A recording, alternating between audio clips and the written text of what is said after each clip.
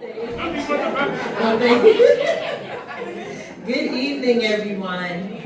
I came here today to just be a celebrating participant of this event and was asked to say a few words about my brother, Johnny Nunez. You know, when I first started out in my career, there was a time when people didn't think I was that important because I was the girl behind the man.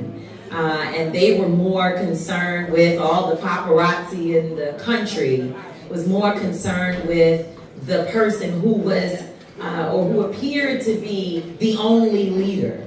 But Johnny saw something in me, and he would always say, no, Tamika, or pull me into a picture, and he was old school, right? And so in the old school way, you had to go hide. You weren't supposed to be trying to get into pictures with the celebrities. But Johnny would get me in trouble every event because he would be like, no, Tamika, you have to get in the picture. And thankfully, as time went on, between Johnny and my boss at that time, they would be like, you come on and take your rightful space. And so over time, I believe that Johnny's support for me helped other people to see that there was something that I didn't even know about myself. And that was that I was a leader, I had a voice, and I just appreciate you, Johnny, for doing that, for seeing me, for making me feel like I belonged in the room. You are such an incredible man. And I listened to Johnny's story. We have a podcast, my son and I, and one of the episodes we interviewed Johnny Nunez. And it's called, let me just finish.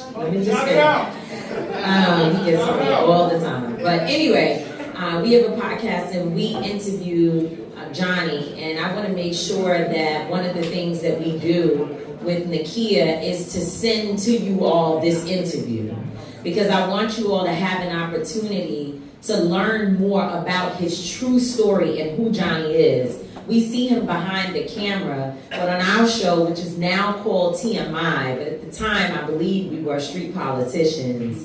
When we interviewed Johnny, we were blown away. We thought we were going to hear about this man who would tell us all the people he's photographed and the events and whatever, but when he began to tell us the story of how he got started and how he actually had a vision that was so clear, I know what happened, I remember the story, where he saw a camera in his face when he was just about to do something that would have ended his life.